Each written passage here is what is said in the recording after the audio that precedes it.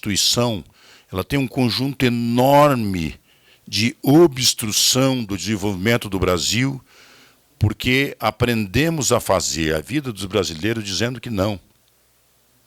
Não pode isso, não pode aquilo. Esquecemos de escrever, posterior à Constituição, que aconteceu naquele momento político, e, portanto, só podia ser daquele jeito, não adiantava querer melhor, porque o espaço político era aquele, esquecemos de escrever o capítulo positivo, né, Fogaça? O que se pode fazer nos campos de cima da serra? Não o que não se pode. O que aconteceu, então, é que a densidade da bandeja ambiental entre o social e o econômico ficou muito mais densa. Então é possível ter uma Amazônia que parece um jardim botânico para o mundo e as crianças ribeirinhas morrem de diarreia, morando numa choupana de ripa, enquanto uma madeira de lei maravilhosa que caiu pelo movimento das águas, o ambiente não permite serrar. Ela não pode ser tábua para fazer a casa das pessoas, porque as crianças têm que morrer de diarreia sem água tratada com a madeira caída. Esses impeditivos nós temos que vencê-los. E para vencer tem que estar escrito num documento partidário, porque a população precisa perceber que isso não é um momento reativo, isto é um caminho lógico. Parabéns para vocês que estão na mão de dois mestres. Tenho muito orgulho de poder ter caminhado o Brasil inteiro com Fogaça, com Confúcio, e ter ajudado a escrever Caminhos do Brasil, que vocês conhecerão hoje à tarde. Parabéns, obrigado.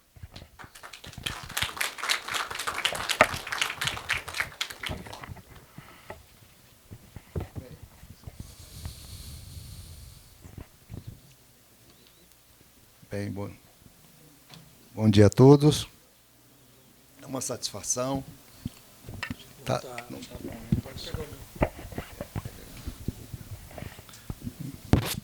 Uma satisfação me apresentar para vocês aqui para debater um assunto bem complexo e ao mesmo tempo simples, né? Que é meio ambiente, matriz energética, sustentabilidade e Amazônia. No mundo só temos 5 grandes florestas densas, florestas grandes. É a floresta amazônica, que é a maior de todas. Tem uma floresta também muito bonita e muito grande ali no Canadá, passa por uma parte dos Estados Unidos, uma outra grande floresta que cobre a Rússia, descendo próximo até a Indonésia, e outra africana. Só tem essas 5 florestas grandes, densas no mundo. E elas têm uma responsabilidade muito importante no equilíbrio do planeta, né? Então, nós vamos falar da nossa Amazônia, somente da floresta amazônica e da Amazônia brasileira.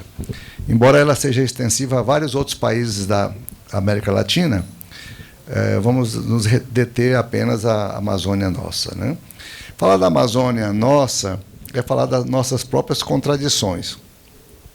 É extremamente rica, isso todo mundo sabe, a gente tem muito orgulho de falar, mas se você fizer uma pesquisa aí por São Paulo, Santa Catarina, Rio de Janeiro, sobre a Amazônia, o pessoal não vai saber distinguir o que é Roraima, o que é Rondônia, o que é Acre. Mistura tudo. Muitas vezes falam comigo, o Confúcio é de Roraima, é como se fosse Rondônia. Eles misturam as coisas. Falam Amapá. Amapá parece assim o fim do mundo. Onde é que é isso? Amapá? Então, quem está fora não tem um entendimento do que seja a Amazônia, né? Mas por lá circula e vivem mais ou menos 25 milhões de habitantes. 25 milhões de habitantes. Eu falei que falar da Amazônia é uma beleza, é uma riqueza fantástica, é tudo muito bonito, tudo muito grande, tudo muito vasto. É imenso o mundo e, ao mesmo tempo, é um mundo pequeno, cheio de contradições, onde convive a riqueza de um lado e a pobreza ali junto, não é? Há muitos estudos lá da Universidade do Pará, que vem estudando há muitos anos, pesquisadores, ligando a questão da preservação, o meio ambiente e a riqueza. Por que que a gente vive numa região tão bonita, tão rica, tão fausta e com tanta pobreza, tanta desigualdade? Se você levantar os dados estatísticos aí da questão de saneamento básico, aí você vai cair duro do chão. porque realmente, quando fala em saneamento, basta você dar uma olhadinha nas fotos de Belém, de Manaus, das bairros mais pobres, as palafitas, as pessoas sobre as palafitas, sem banheiro, sem nada, onde tudo é contaminado, onde tudo é realmente uma convivência muito desumana e muito desigual. Então, os índices lá, no meu estado de Rondônia, para vocês entenderem bem, só em esgoto sanitário nós temos apenas 3%. 3%. Água tratada é melhor, os indicadores, mas, assim, à medida que você avança, você vai encontrar também muita gente sem água. As comunidades indígenas vivem às margens dos grandes rios, mas não tem água. Então, um trabalho que é feito hoje em dia é colocar poços artesianos e sistemas simplificados de abastecimento de água, tratamento de água. As comunidades indígenas vivem na floresta, vivem na riqueza, vivem num oxigênio muito puro e muito bacana, mas não tem água tratada, né? A internet entrou mais recentemente, inicialmente através de um sistema chamado GESAC, que era uma internet muito precária nas escolas. Nós trabalhamos muito nesse contexto, né? Hoje em dia, com o Elon Musk, que criou uma série de satélites, né, de baixa altitude, chamado Starlink, que já está melhorando bastante o atendimento dessas comunidades com uma internet boa, estão interligando. Eu visito muitas comunidades indígenas, eu visito os ribeirinhos, os extrativistas, e eu vejo lá essa realidade. Eles amam o celular. Eles gostam do celular, eles gostam da internet, eles mandam mensagens, eles sabem trabalhar com o celular. E já estão evoluindo, inclusive com o manuseio de drones para fiscalização da floresta. Muitas comunidades treinam os jovens indígenas e ribeirinhos para a manutenção dos seus territórios com um sistema de drone de fiscalização. Isso é muito importante. Mas há um impacto, um confronto muito grande na região amazônica entre o legal e o ilegal. Se a gente não realmente... Quando eu fui para Rondônia na década de 70, o lema daquela ocasião era o seguinte: vamos integrar a Amazônia. Vamos integrar, vamos abrir. O estado de Rondônia só tinha 100 e poucos mil habitantes, e agora já a população de 1.600.000 cresceu muito nesses últimos 30, 40 anos, mas um crescimento que foi assim com o objetivo da exploração agropecuária. E realmente enriqueceu a população, você imagina, enriqueceu bastante lá no nosso estado. As terras valorizaram muito, né? Valorizaram muito. A produção de boi, no estado de Rondônia, nós temos 18 milhões de cabeças de gado. Nós somos exportador de carne. Mas o impacto sobre a floresta está muito grande. Embora o Código Florestal seja bem estabelecido, uma lei fantástica, mesmo assim há um impacto pela ilegalidade. Hoje, a Amazônia é um berço esplêndido de conflitos fundiários. Realmente muitos conflitos fundiários. Há muita ilegalidade, muita gente ainda sem documentação, muita ocupação de terras da União, muitos impactos sobre os territórios indígenas. Não é? Então, é um conflito em cima de conflito e a gente não sabe como fazer. Realmente é complexo. Isso já foi feito em estudo na década de 90.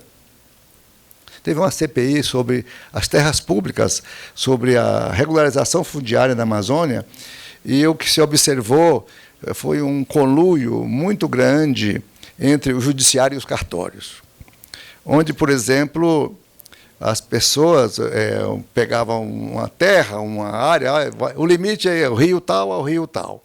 Mas depois ia no cartório e estendia aquela terra para mais 3 ou 4 extensões de outros rios e aumentavam muito as áreas, ficavam verdadeiras sesmarias, grandes áreas na mão de poucos e todas essas áreas ilegais. Foi levantado aqui, na hora de fechar o relatório, que foi de autoria do deputado Sérgio Carvalho, que já é falecido. Ele não conseguiu aprovar o relatório porque ele citou o nome de muitos desembargadores envolvidos nessa trama de arrumação de ilegalidades na Amazônia.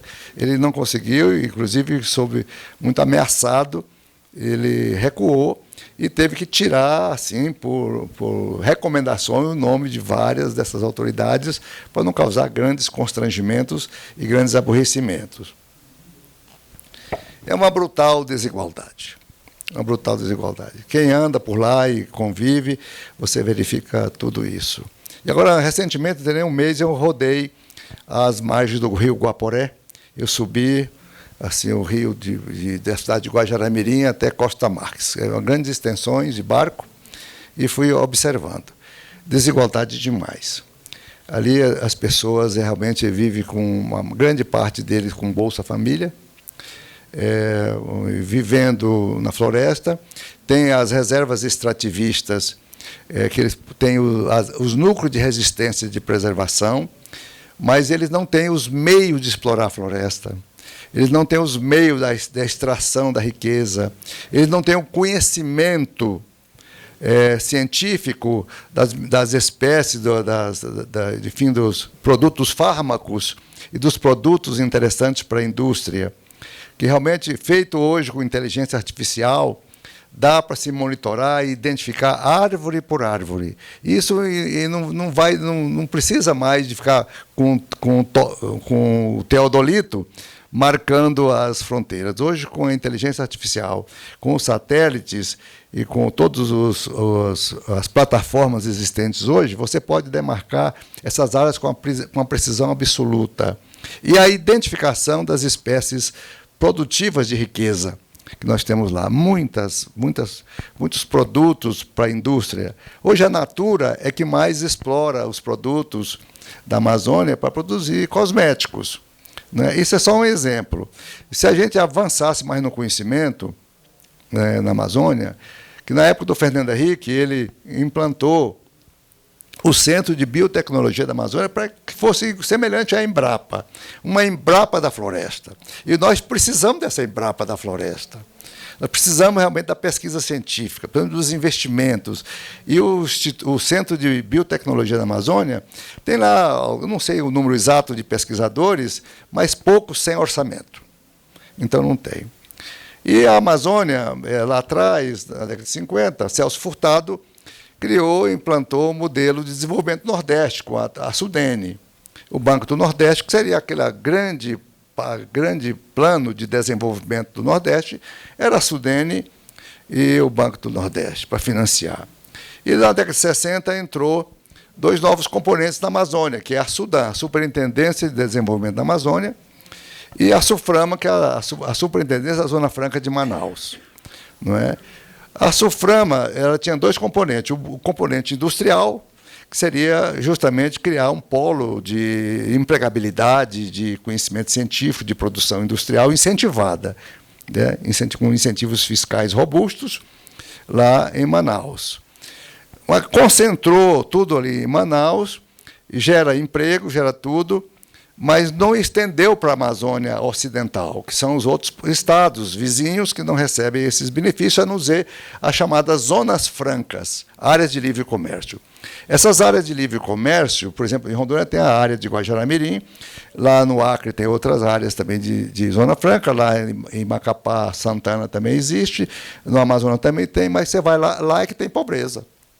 Onde devia ser incentivado com áreas de livre comércio, não deu resultado. Lá atrás, antes do Fernando Henrique, tinha um incentivo, o pessoal ia fazer, os sacoleiros, ia muito para Guajará-Mirim fazer compras de uísque, de perfume, de coisas assim, de decoração. Ia lá, comprava baratinho, ia de ônibus, aquele muito sacoleiro. E é como fosse lá em Foz do Iguaçu, que atravessa lá para o lado do Paraguai, e faz essa mesma coisa.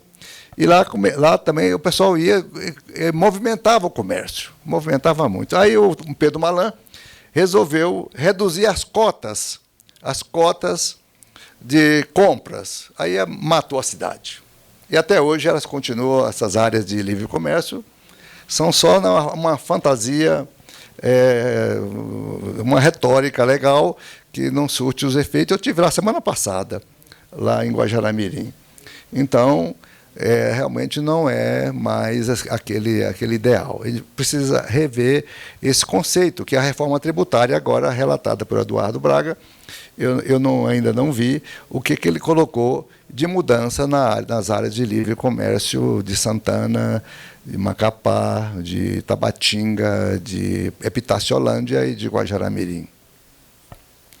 Então, as boas intenções. A Sudam, que seria um órgão potente, extraordinário, que é a Superintendência de Desenvolvimento da Amazônia.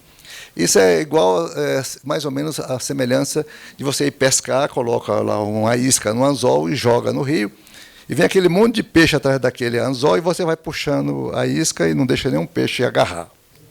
Né? Lá também é assim. A Sudam, ela lança a isca para nós todos e vai puxando a linha e a gente não consegue pegar essa isca, que é o dinheiro para desenvolvimento da Amazônia. O que acontece? Tem um fundo, o FDA, chama Fundo de Desenvolvimento da Amazônia, que é para emprestar dinheiro para grandes empresas, né, para investimentos grandes. Mas os bancos, que é o Banco da Amazônia, que é o agente financeiro, ele não tem interesse em emprestar o dinheiro, não, porque o Delcredere, a taxa de administração é tão baixa e o risco, se o cliente não pagar, o banco tem que pagar. Então, ele não empresta. Então, é a isca que vai e o governo puxa de volta. Todo ano vai, todo ano volta. Todo ano vai, todo ano volta. E ninguém pega esse dinheiro, ninguém investe, ele não surte efeito prático nenhum.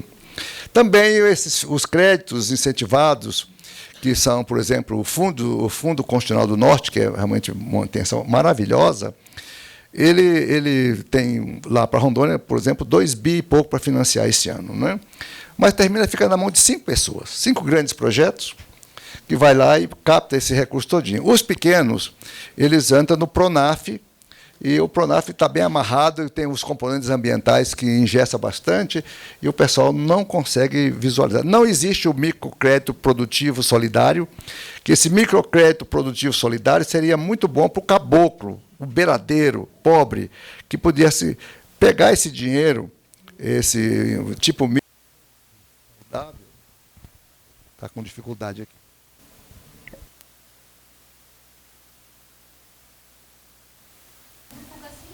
Hein? Vamos trocando aqui. Segura aqui para mim. Então, esse microcrédito ele é indispensável. Primeiro que o juro é baixinho. Essa experiência foi muito boa lá em Bangladesh e deu uma enriquecida, melhorada na vida do povo lá da Ásia, desses países, Bangladesh, através do microcrédito produtivo solidário. E aí o Banco da Amazônia não aceitou isso. A matriz energética da Amazônia, nós somos um grande produtor de energia. Lá mesmo em Rondônia, na época da presidente Dilma, foram construídas 2 grandes usinas fantásticas, a de Jirau e Santo Antônio, que está interligado no Sistema Nacional de Energia. E todas as grandes hidrelétricas são de lá. Então, a matriz energética da Amazônia é muito rica, mas agora que, por exemplo, Roraima vai ter energia. Praticamente ele estava isolado, ele nunca recebeu energia, não é? Ele era um país que era um estado que tinha energia a partir da queima de óleo diesel, né? Era realmente altamente poluente. Então, essas agências de desenvolvimento foi isso. E tem muita riqueza. Uma das riquezas da Amazônia são os minerais. Muita riqueza. Você vê o conflito nas terras Yanomami, garimpeiro ali ao lado, vocês viram aquelas, logo que na transição Bolsonaro-Lula, as fotos dos indígenas Yanomamis. Vocês viram aqueles indígenas caquéticos, famintos, miseráveis, isolados, couro e osso e doentes, não é?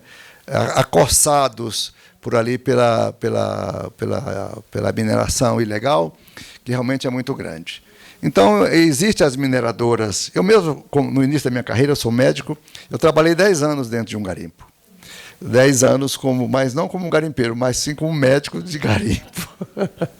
Eu fui 10 anos, CLT, do Grupo Paranapanema. Então, eu conheço a exploração mineral de garimpos e a diversidade que existe de riqueza na Amazônia. Tem muita coisa maravilhosa para ser explorada na riqueza. A gente não sabe ainda como fazer e legalizar o garimpeiro pequeno. A gente só sabe trabalhar com o garimpeiro empresarial, a garimpagem empresarial. E é por isso que reina na Amazônia um campeonato de ilegalidade na área garimpeira. Então, é muita exploração e a gente não vê esse ouro, a gente não vê esse diamante. Lá mesmo em Rondônia, nós temos na região dos indígenas Cinta-Largas, no município de Espigão do Oeste, uma produção fascinante de diamantes azuis. Os diamantes mais preciados do mundo. E você se perguntar qual é o resultado prático desses diamantes, que são tirados ilegalmente, para o Brasil é zero. Onde é que eles vão? Eles saem no contrabando e vão parar lá em Antuérpia, na Europa, que é a área que Ramais faz toda a lapidação, é a grande central, a grande bolsa de valores de diamante do mundo.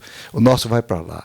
A exploração do ouro do Rio Madeira, que é extraído no leito Madeira há muitos anos, também você não vê essa riqueza nos cofres públicos como demanda, ela sai também de uma maneira ilegal. Não é? Ela circula aquele dinheiro do dia a dia, ali comprando combustível, comprando a comida, comprando essas coisas, mas o importante, que é a riqueza mesmo prática, ela não estende para a população em termos de renda e de riqueza para todo mundo. E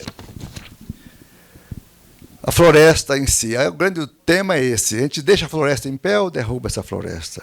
A gente explora essa floresta ou deixa ela intacta? Eu creio que a lei de zoneamento já definiu tudo muito bem. As leis, o Código Florestal foi muito bem escrito, é uma lei perfeita, que define a quantidade de floresta, da área privada que pode ser desmatada e aproveitada e a área que deve ser preservada dentro da própria propriedade privada. Rondônia tem, por exemplo, mais da metade é floresta virgem. E outra grande parte são florestas privadas, dentro das reservas, dentro das propriedades privadas, que tem que ficar 50% em pé. Não é? Então, se isso acontecer, seria maravilhoso. Mas hoje eu sou de lá, posso dizer, o impacto sobre a floresta é grande. O desrespeito pelas unidades de conservação é absoluto. Não é? Então, isso vai reduzindo esses espaços de floresta e o conflito fundiário hoje é quase que inadministrável. É muito difícil regularizar as terras, né, dali. Mas aqui e ali nós temos, não é só o lado ruim, existe também o lado bom. O lado bom é a COP30, que vai para Belém agora, que deve abrir um debate bem amplo sobre a Amazônia, dali a gente vai tirar alguns proveitos, vai mostrar Belém para o mundo, né, vai ser o foco dos noticiários internacionais, mostrando a Amazônia para o mundo. Porque a Amazônia ela é muito falada, mas é muito pouca a comunicação boa dela. Os governadores, normalmente, eles fazem a propaganda institucional do seu estado. Vou fazer uma ponte, vou fazer uma estrada, e fica nisso. Ninguém diz da Amazônia integrada, ninguém diz das nossas riquezas coletivas. Quando eu fui governador, nós criamos o consórcio de governadores, o objetivo é a gente fazer uma comunicação única. A gente comunicar para o mundo o que é a Amazônia. A verdade, a Amazônia, né? E procurar fazer a nossa parte. Nós sempre ficamos esperando dinheiro de fora. Eu quero dinheiro da Noruega, eu quero dinheiro do Fundo da Amazônia que vem da Alemanha, eu quero dinheiro de não sei de onde. Eu acho que o primeiro dinheiro é o nosso. É o nosso dinheiro, a demonstração do que nós temos interesse na Amazônia e fazer primeiro a parte doméstica, a parte nossa, né? Não precisamos, assim, de cara, ficar buscando. É lógico, recursos que chegam para fazer investimentos de desenvolvimento das pessoas, para diminuir a miséria, o pobrismo amazônico. Tem riqueza? Tem castanha? Tem açaí? Tem. E esse bendito açaí, Capiberibe, quando fui governador do Amapá, eu assisti uma palestra dele, ele falou o seguinte: gente, esqueça petróleo na Amazônia, esqueça tudo. O nosso petróleo se chama açaí. O açaí é o petróleo da Amazônia. Isso é o Capiberibe que falou, né, quando ele era governador. E ele criou muitas coisas bonitas lá no estado do Amapá na época, né? e ele defendia essa tese da riqueza da Amazônia, seu açaí. E o açaí é interessante. Você vai aqui, em qualquer esquina, aí você acha uma franquia de açaí. E quem é que mandou criar franquia de açaí em Brasília, Rio de Janeiro, São Paulo, Paris, tudo que é canto do mundo? Ninguém. O açaí foi sozinho. Ele começou nas academias de ginástica. A pessoa falou, ele é energético, você fica forte, o músculo cresce, você tem resistência, você vai aguentar levantar mais peso, vai levantar 50 quilos, 60 quilos, toma açaí que você fica forte. E aí a turma começou a tomar açaí e virou essa coisa no mundo todo a partir das academias. Não foi governador, não foi país, não foi presidente da República nenhum que divulgou, não. E assim vai. Então, essa bioeconomia. A gente lê a floresta, a gente vai estudar a floresta, diz que a floresta fala, a floresta conversa. Eu falei, mas como é que a floresta conversa? Diz que a floresta tem um WhatsApp. A floresta tem WhatsApp nas raízes. Uma raiz socorre a outra raiz da outra árvore. Elas se comunicam, elas se abraçam. Se tem uma passa uma necessidade, grita para a outra socorre. Se falta sol, uma dá uma brecha de sol para ela poder realizar a fotossíntese. A floresta é mística. A floresta tem um oceano de micro-organismos complexos. Ela tem produtos farmacêuticos do conhecimento tradicional, ancestral, que os indígenas nunca tomou penicilina. Índio mesmo, para valer, da antigão, ele nunca tomou antibiótico, vitamina A, vitamina B, que a gente toma aí, os montão, vai na farmácia, chega na farmácia aqui em Brasília, você vai tudo que é canto, você num quarteirão tem 10 farmácias. É genérico, é tudo. Você vai lá e você sai com o bolso cheio de remédio. É vitamina não sei para quê, vitamina para a memória, vitamina para o músculo, vitamina para o osso, é vitamina para tudo que é coisa. Não é? E sendo que o índio nunca tomou essas vitaminas.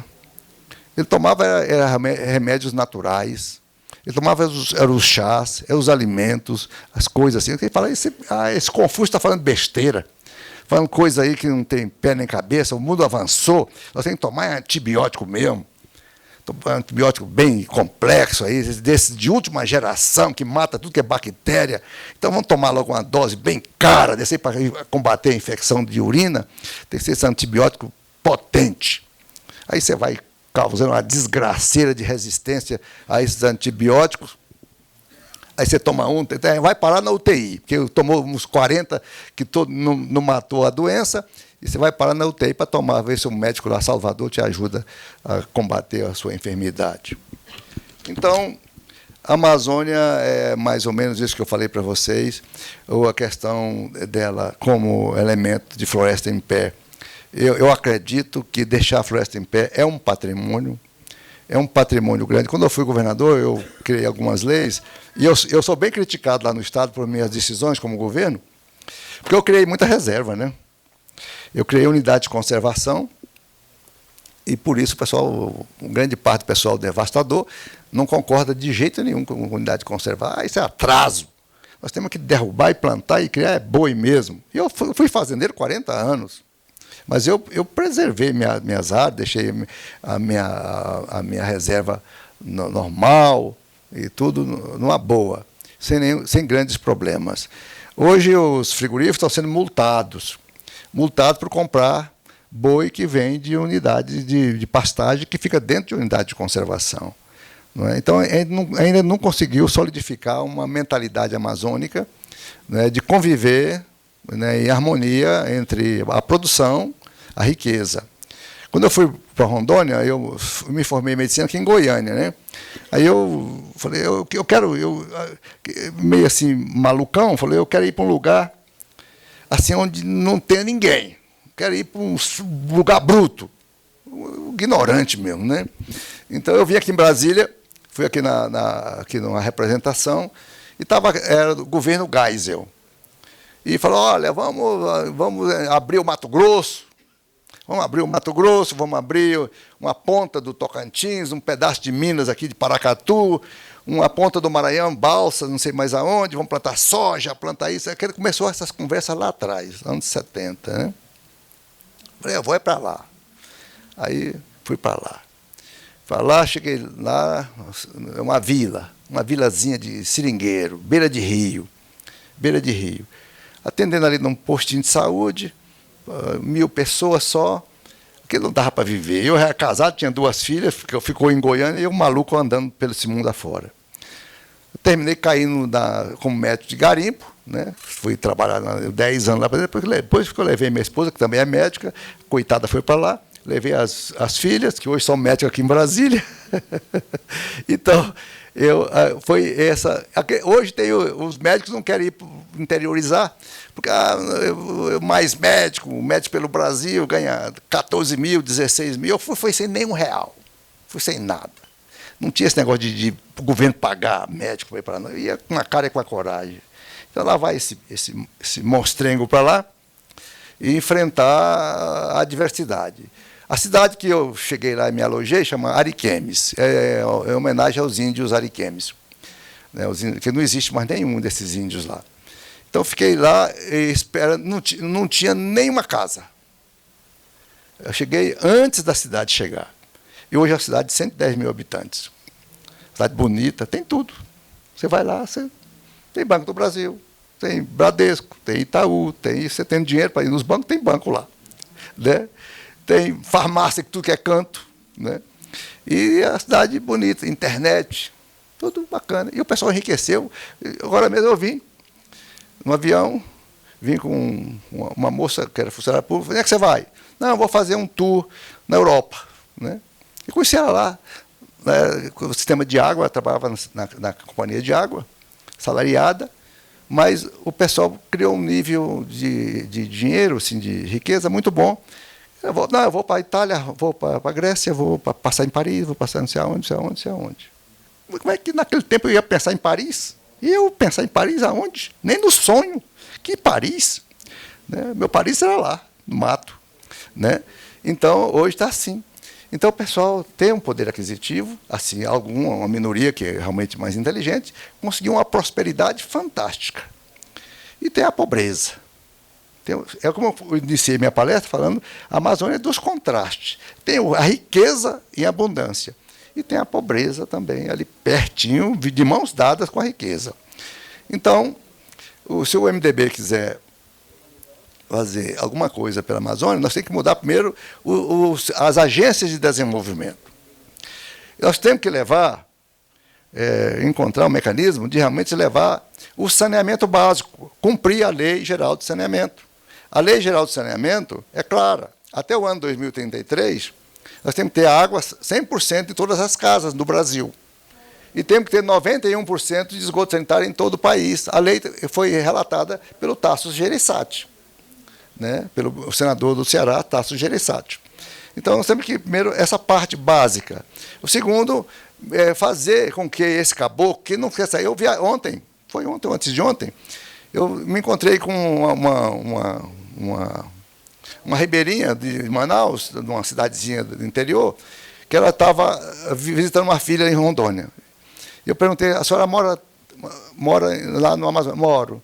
A senhora quer mudar de lá? Não. O que a senhora faz lá? Planto mandioca, planto isso, planto aquilo. Mas a senhora quer ficar lá? Quero. Só teve quantos filhos? 10. E a senhora não quer mudar para outra cidade grande? Não, eu quero ficar lá mesmo. O que a senhora faz? Eu gosto de plantar mandioca, eu gosto de açaí, eu faço mingau de tapioca, eu vivo assim, eu sou feliz, eu pesco, todo dia eu tenho peixe, eu só não quero ir embora. Não, eu não quero não. Então eles querem ficar lá. Mas como é que a gente vai fazer com que essa senhora, Dona Elisete, é o nome dela, como é que ela vai fazer com essa mulher para ela ter uma rendinha, uma renda fora do Bolsa Família, fora dessas ajudas assim? Então ela vive de uma maneira extremamente tradicional. E isso, o Mangabeira Unger chama isso o pobrismo amazônico. O pobrismo amazônico é esse querer viver carregando na cabeça um balaio de castanha, a coisa mais sofrida do mundo, e catando aqui, catando ali, aquelas coisas altamente sem assim, assistência.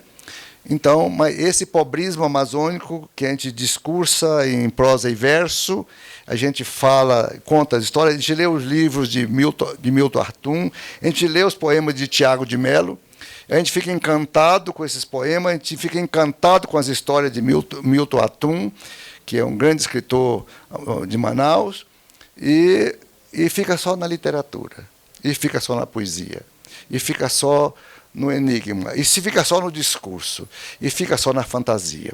Mas nós temos que entrar agora num campo de realidade, acabar com o pobrismo amazônico. Era só isso. Muito obrigado.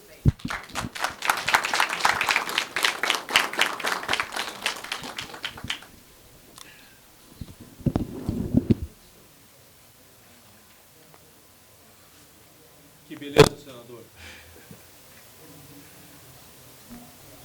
Que depoimento maravilhoso, que exposição que vem do fundo de uma grande experiência, uma experiência de vida. Não é apenas um discurso, né? É realmente uma vivência real, né? Então, isto significa muito para esse nosso momento aqui do MDB, porque a construção deste momento foi realmente bastante trabalhosa, exigiu um grande esforço, um grande investimento da Fundação, e a presença de vocês aqui coroa isso, dá realmente a justificativa plena de que isto vale, isto é importante, este é o caminho certo, e as palavras do senador são assim uma revelação profunda da realidade amazônica e nos ensina, com o que ele disse, muitas coisas, inclusive sobre soberania do Brasil nessa região, né?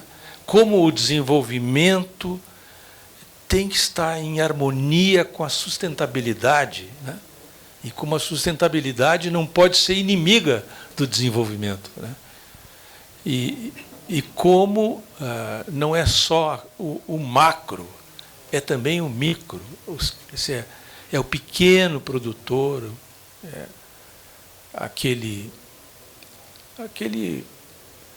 o homem da floresta, né? Aquele povo da floresta que precisa ser atendido também.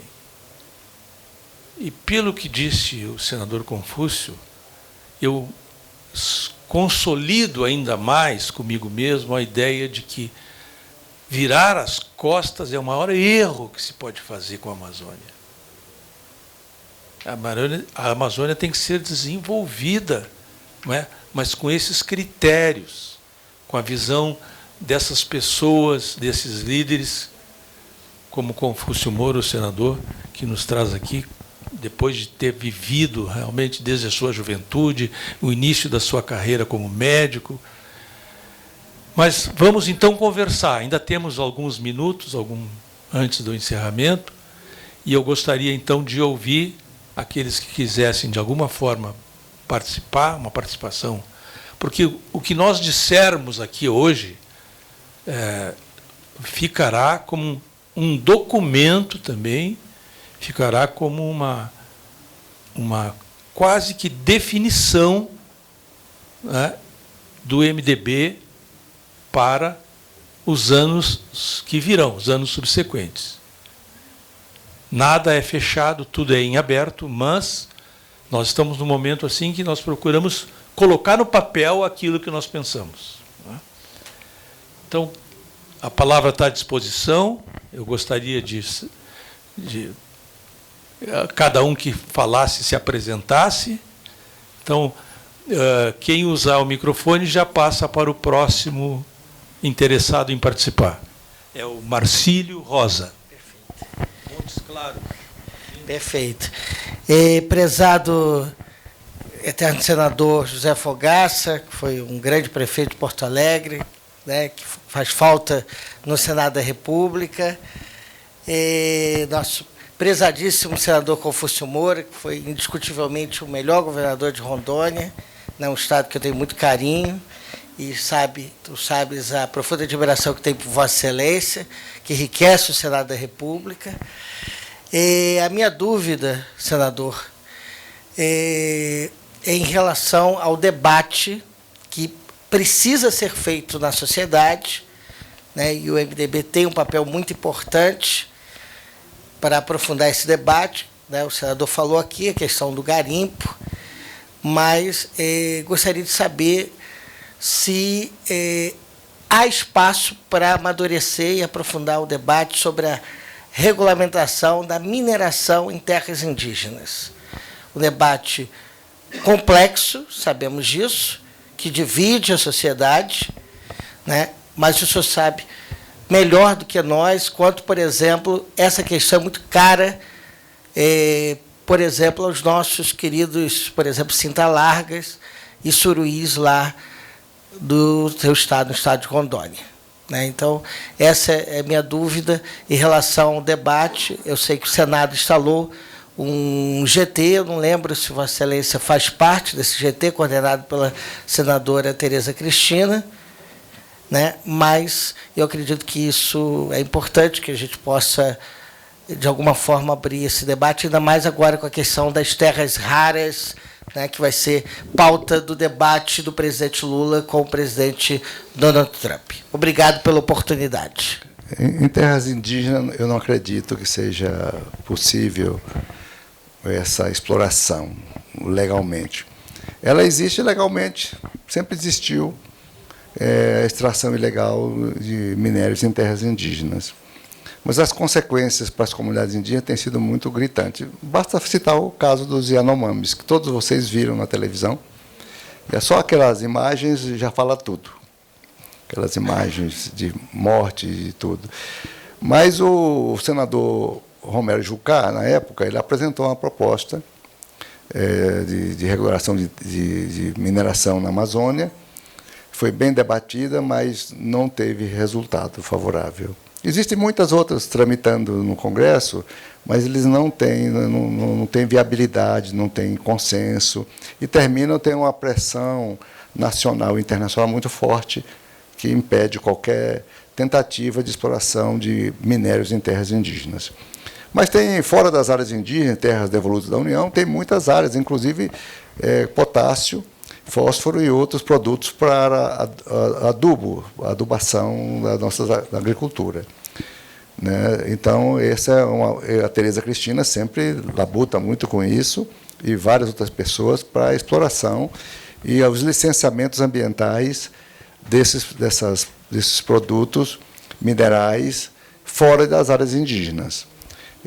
Eu creio que isso mais cedo ou mais tarde será liberado, porque realmente nós hoje importamos da Ucrânia, da Rússia, minerais de Israel, de outros países árabes, os produtos que nós consumimos aqui no Cerrado para correção de solo, para soja, milho, gado e tudo mais. Então, nas terras indígenas, assim, a curto prazo, eu não acredito.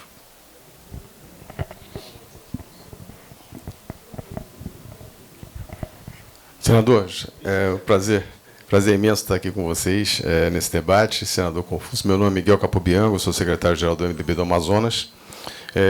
E eu tive a oportunidade de conhecer muito do que o senhor relatou aqui, no seu brilhante relato. Eu queria colocar algumas reflexões. Uma é relacionada a essa questão da dona Elisete, né, que o senhor colocou, que é uma senhora humilde do interior da Amazônia. E boa parte, acredito eu, pelo pouco de convivência que eu tive, eu estou um pouco mais de 30 anos já morando em Manaus e conheço o estado inteiro, já todos os municípios, e eu pude ver que existe um pouco de falta de ambição do interiorano, do ribeirinho, principalmente. E está muito relacionado à falta de educação, né? Um pouco de investimento em educação. Eu acho que um dos grandes desafios que nós temos na Amazônia é ampliarmos, aprofundarmos a educação com a ajuda, hoje em dia, da internet, da ensino à distância. Muitos desses desafios podem ser superados, né? Então, eu acho que isso eu queria lhe ouvir um pouco sobre essa questão da educação na Amazônia, que eu acho que talvez é um grande desafio que nós temos para tentarmos dar um salto de desenvolvimento daquela região. Outra é essa questão da mineração. Nós tivemos uma experiência interessante durante o governo do Eduardo Braga, que foi o licenciamento de mineração familiar, feita no Madeira. E com regulamentação estadual, conseguiram fazer uma regulamentação onde se fazia alocação dos pequenos mineradores familiares naquela região, e funcionou muito bem naquela época. Infelizmente, o governo que sucedeu achou que aquilo era um grande salto e poderia liberar para as grandes mineradoras, e aí a coisa perdeu o controle e o governo federal interferiu e anulou a legislação estadual que tinha sido feita, que tinha sido muito bem elaborada na época, mas, infelizmente, a ganância fez a coisa desandar. Então, acho que a mineração familiar ainda é um desafio que eu acho que a gente pode tentar insistir nela como solução de mineração para resolver problemas da economia, dessa microeconomia desses municípios que tem um potencial mineral e econômico muito grande, para que nós possamos desenvolver essas regiões. E outra questão é a questão das ligações de estrada. Nós temos um desafio muito grande agora se aproximando, que é o licenciamento da BR-319, que vai ligar o Amazonas e Roraima ao resto do país, né? É uma estrada que já existiu, uma estrada que já está desmatada, ela está aberta. Eu tive a oportunidade de fazê-la agora, há um mês e pouco atrás, nós fizemos de Manaus até o Maitá, na parte que não está asfaltada ainda. De Humaitá para Rondônia já está asfaltada. Mas esse é um grande desafio que eu acho que a gente tem que superar. Eu acho que a BR-319 é uma rodovia de integração. Ela não tem... Se ela for bem fiscalizada, eu acho que o grande desafio é fiscalizar, para que nós não evitemos o desmatamento, as suas margens, mas eu acho que é uma necessidade de integração do país, quer dizer, do Amazonas e de Roraima ao resto do país. Eu gostaria de ouvi-lo também sobre isso. Perfeito. Bem, sobre a educação, esse é um tema muito importante. Na época, quando eu fui deputado, na década de 90, eu comecei a falar muito sobre como levar uma escola, uma educação de qualidade para a Amazônia. Como levar, interiorizar. As distâncias são extraordinárias, tudo vai para o Rio, é complexo. E naquela época, não se falava em educação à distância, né? Eu fiz aí, acho que uns 100 discursos sobre isso. Levar a USP para o interior, o interiorzão do Acre, Rondônia, esse mundo bruto, esse Brasil profundo.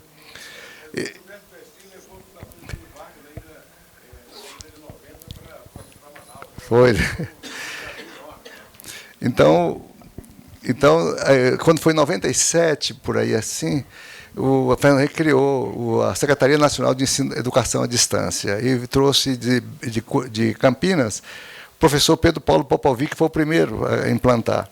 De lá para cá, a educação à distância hoje é muito maior do que a educação presencial. Eu creio que vai depender muito. A complexidade da educação é porque a educação, o ensino fundamental é municipal, o ensino médio é estadual e o ensino superior é federal. Então, com isso, muitos prefeitos do interior não conseguem, eles não têm ainda cabeça para a educação. Ele tem cabeça para tudo, menos para isso. São pessoas muito simples, são eleitas nas comunidades, nas cidades pequenas, e não tem noção de como preparar, fazer uma educação de qualidade, por exemplo, a alfabetização na idade certa, e preparar essas comunidades, porque é complexo, porque elas moram na beira do rio, então tem que buscar de lancha, né, de barco, trazer para a escola, levar de volta. Não tem ônibus, não tem nada, tem que ser lancha, o barquinho que vai e vem para levar esses meninos. Então tem que ser um investimento muito grande. O Cristóvão Buarque, ele falava o seguinte, aqui, quando senador, que nessas cidades isoladas, a educação tem que ser federalizada. Pega, por exemplo, as cidades do Acre, Rondônia e outras, bem as cidades pequenas, mais distantes, e federaliza o professor. Porque o professor, normalmente lá, o professor que dá aula, é o professor que tem o 4º ano primário que dá aula para o 3º. Não tem o professor, realmente, um pedagogo licenciado. São as escolas multisseriadas, né? Então, teria que, realmente, essa proposta do Cristóvão, eu ainda acho que ela é viável, que é federalizar para município, pega 300 municípios inicialmente, o governo contrata o professor de Brasília, de São Paulo, paga bem. Naquela época, o Cristóvão até colocou, na época dele, como senador, R$15 mil para o professor que fosse interiorizado. Hoje, logicamente, corrigido, vai dar uns 20, 25. Paga esse professor, ele vai para aquele interiorzão lá, professor de matemática, professor de português, e vai dar essas aulas. Ele vai lá para os confins. né, seria essa a alternativa muito boa, importante levar. E a educação à distância para o ensino médio e profissionalizar esses meninos. Profissionalizar dentro da realidade amazônica. O segundo garimpo familiar. É uma criação, tem resistência, mas ele porque o garimpeiro, ele nasce garimpeiro, é filho de garimpeiro, é neto de garimpeiro, e ele não sai do garimpo. Ele sai daqui, aparece uma boca de garimpo no Mato Grosso, ele vai, chega lá, no dia tem 2.000 homens lá. Aparece um lá no Maranhão, tem 2.000 lá no outro dia. É uma migração fantástica e ninguém acaba com esse povo. Realmente eles vivem do garimpo, eles querem ficar ricos e aquela fantasia. Nada mais ilustrador do que lembrar de Serra Pelada.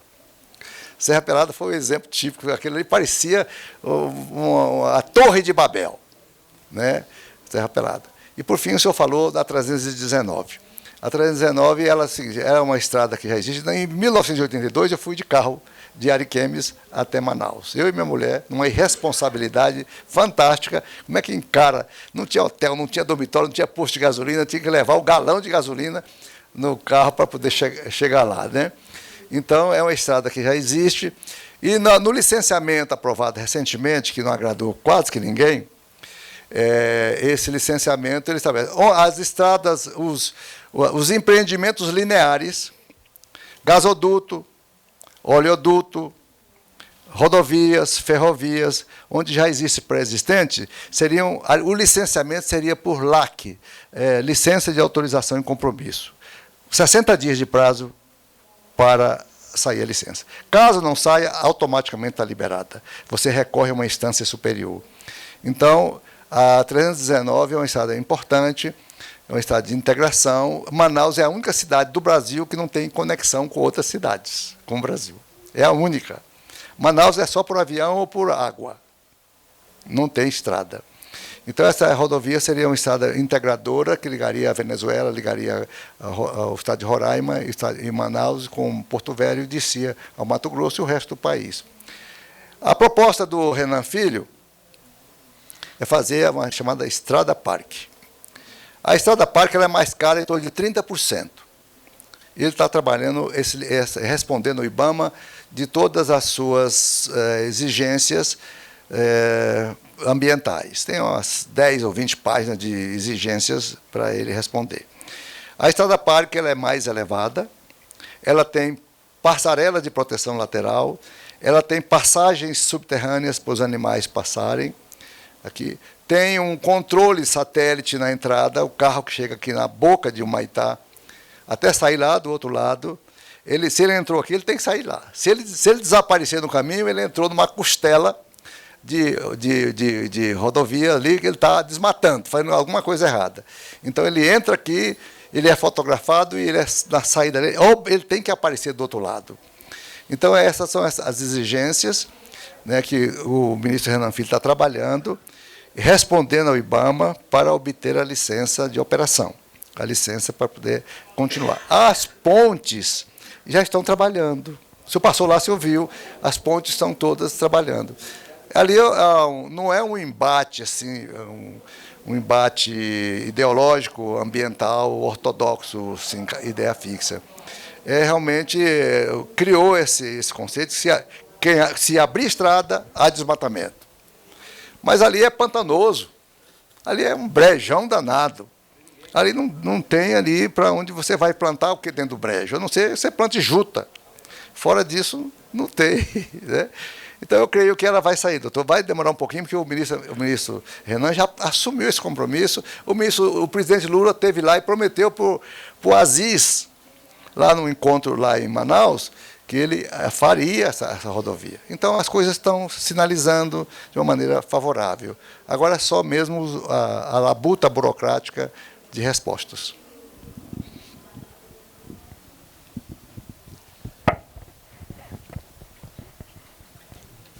Oi, bom dia, tudo bem, senador? Olá. Meu nome é Edmilson, sou do MDB Diversidade e também servidor da CODAB, da parte fundiária aqui do Distrito Federal. O senhor falou sobre a parte fundiária da Amazônia. Aqui no Distrito Federal nós temos a 986 e o decreto 78, que vai falar sobre originário, secundário e informal. A minha pergunta, como está tramitando no Senado essa questão da parte fundiária na Amazônia? Se existe alguma lei, se existe algum originário para regularizar ele ou secundário? Porque aqui em Brasília a gente tem feito um trabalho bem legal, assim, pegando um antigo que foi da época do Roriz, trazendo ele, titulando e entregando a documentação já para o proprietário que comprou. Então, assim, a gente tem feito esse trabalho aqui no Distrito Federal. Estou com essa dúvida que o senhor puder me responder, por favor. Perfeito. Os conflitos são muito grandes e o grande problema hoje da regulação fundiária é dinheiro. O INCRA não tem dinheiro. Ele não tem recursos para fazer nem georreferenciamento. Então, a escassez de recursos. Então, precisa de fazer um investimento.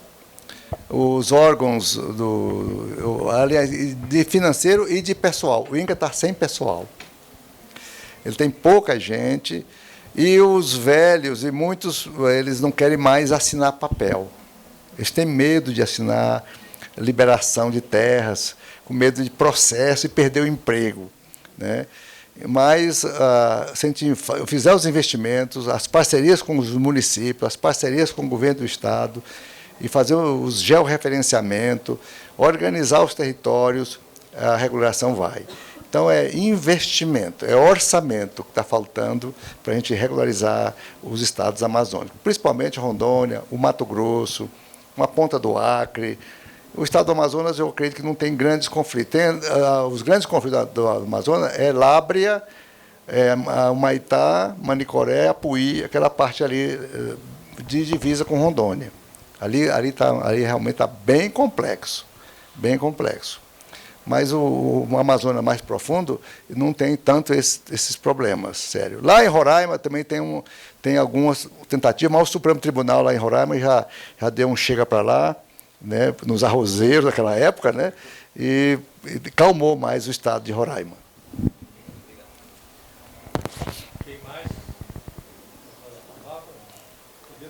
Você fica falando da Amazônia aqui, a gente passa um dia falando, viu, que tem muita coisa. Ainda temos oportunidade de mais um inscrito depois do nosso participante. Bom dia. Está dando para ouvir? Está funcionando? Está funcionando. Está meio falhando, né? Agora foi. Pessoal, sou o William Araújo, vereador do interior de São Paulo, cidade de Cerqueira César. Nós podemos constatar, com base na brilhante apresentação dos nossos senadores e também nos questionamentos, no debate que foi gerado aqui pelos participantes, que o MDB tem nos seus quadros pessoas extremamente capacitadas para discutir todas as temáticas e essa também, que nós temos muito apreço por ela e estamos aqui discutindo, que é uma questão ambiental. E quero apenas enfatizar que fazer a boa política demanda muita paciência e muita perseverança, né? Eu sempre uso o ditado, água mole, pedra dura, tanto bate até que fura, porque a gente vai discutindo, trazendo o assunto para o debate, trazendo o assunto para a conversa, e aí nós vamos tendo juntos ideias de possíveis soluções para esses problemas que nós enfrentamos, e nessa questão ambiental não é diferente disso. Então eu quero apenas cumprimentá-los, parabenizá-los pela atuação de vocês, quero cumprimentar o nosso eterno senador, sempre senador José Fogaça, senador Confúcio, um prazer estar aqui na presença do senhor, e também sabendo que é o idealizador da Escola de Líderes.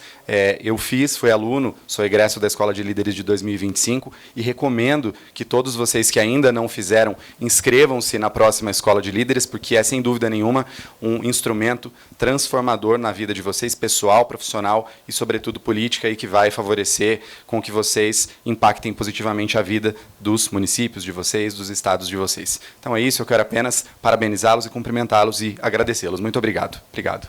Temos mais uma inscrição. Tá lá isso.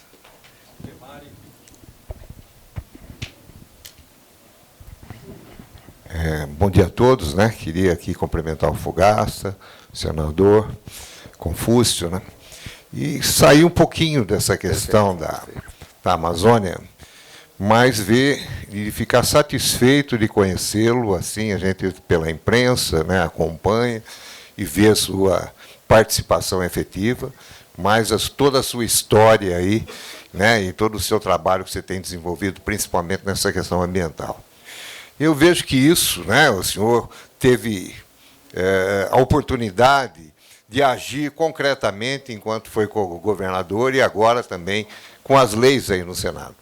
Agora, eu queria cumprimentar, né, o senhor pela sua integração junto à Fundação Ulisses Guimarães.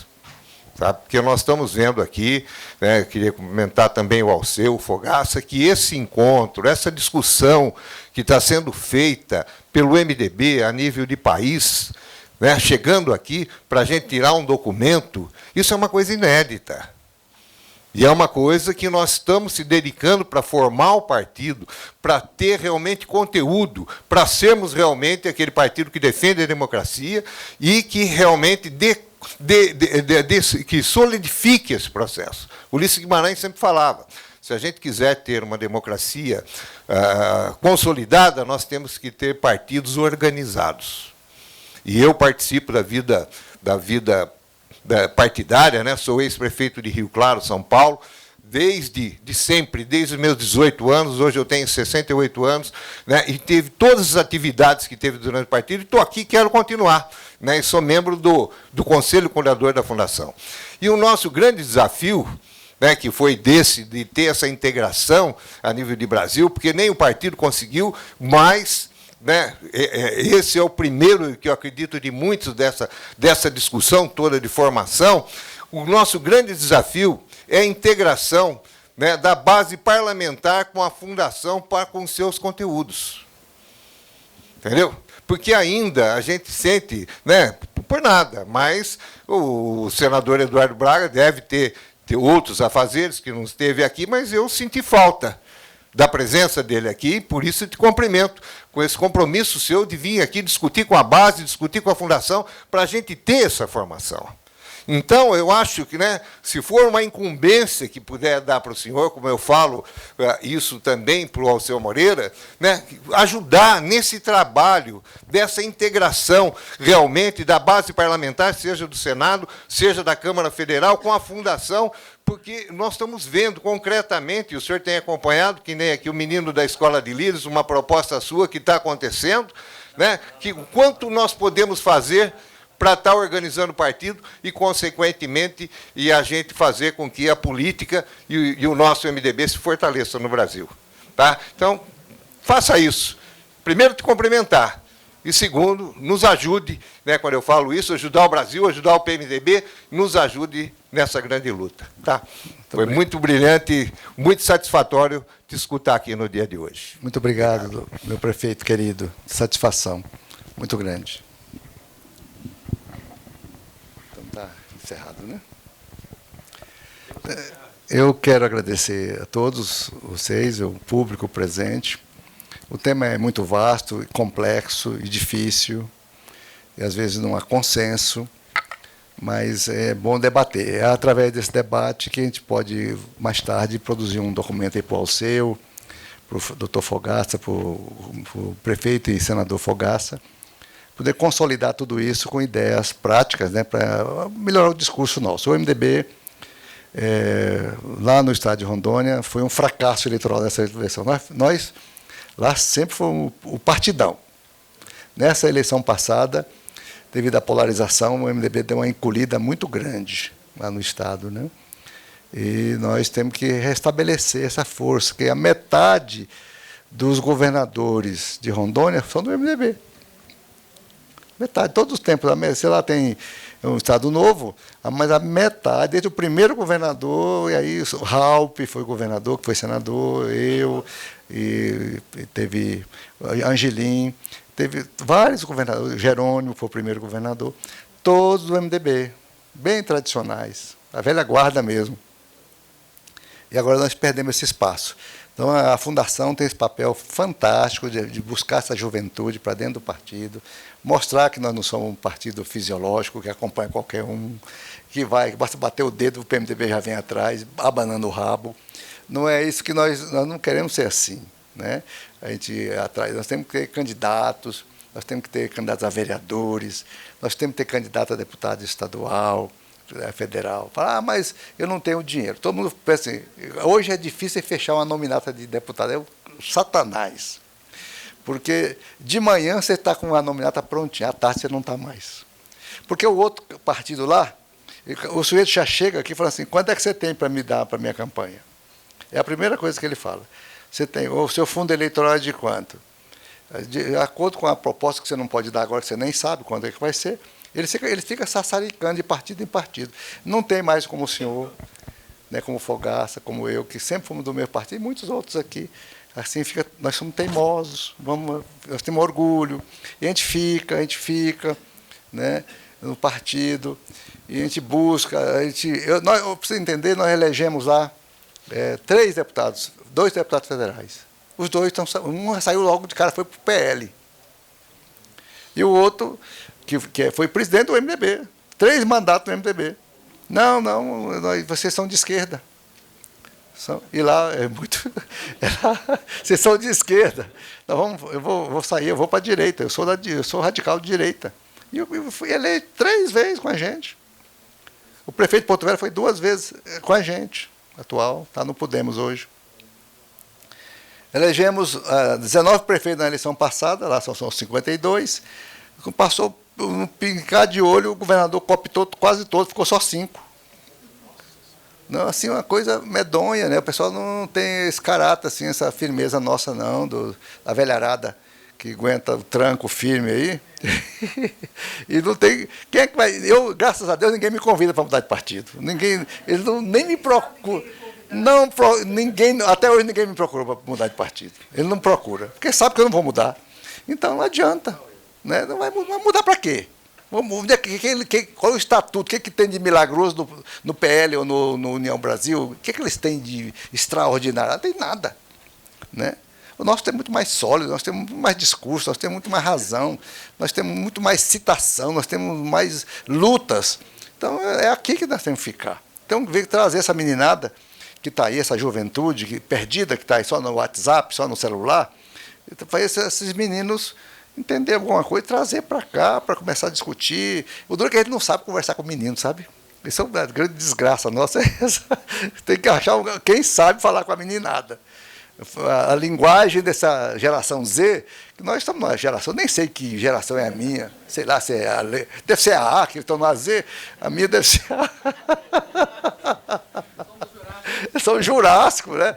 Então, é assim. Então, tem que saber como conversar com essa meninada, como trazer eles para o celular, inventar coisas, aí, portais para eles conversarem entre si, né? E a gente fica só olhando, deixa eles conversarem à vontade. E a gente vai dando uma luz aqui e acolá.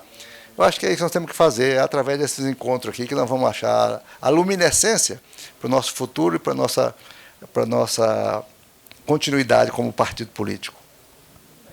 Muito obrigado. Muito obrigado. Senador, muito obrigado, senador Confúcio Moura, por esse depoimento humano, pessoal, e aqui acho que fica inesquecível para todos nós. Eu queria lembrar que vai ter um painel, o que o MDB pensa sobre o extermínio das mulheres, com a presidente do MDB Mulher, Cátia Lobo, a nossa ex-prefeita Tânia da Silva, com as deputadas Isa Arruda, Marussa Boldrin, Andréa Charão, Dirce e Elcione Barbalho. É importante, a participação será às 13 horas, ali no plenário mesmo. Tá? Então, nós estamos encerrando aqui, agradecendo muito a presença de vocês, a vinda de todos, trazendo essa participação ativa, né? Então, retornamos agora ao plenário. Muito obrigado, está encerrada esta sessão. Muito obrigado. Valeu, senador. Obrigadão. Muito obrigado. Foi muito boa. Bem, Em primeiro lugar, agradecer ao senhor, o senador e o homem que o senhor tem para o Brasil. Obrigado. Em segundo lugar, perguntar por uma pessoa que eu amo, que é o Pedro Simão. Me dê notícia, Pedro Simão. é um homem hoje de 95 anos, anda de cadeira de rodas, infelizmente, não tem muita dificuldade de deslocamento. Tchau, obrigado pela presença. Satisfação. Toda minha vida. E mais lúcido. Ele está morando em qual cidade? Mora lá em Porto Alegre mesmo. Porto Tá aí? Alegre. Tudo bem? Um Como é que Se tá, a gente querido? vê ele, né? Se a gente vê ele, né? Agora com essa dificuldade de ser... 96 anos de idade. vai completar 96 em janeiro. Não gosto mais dele. Mas ainda é uma liderança, é uma figura máxima nossa do partido. Sim, sim. Ainda é. Deus te pague. Um abraço. Obrigado tá? aí, viu? Tudo de bom. Obrigado mesmo. Tudo de bom. Senta onde?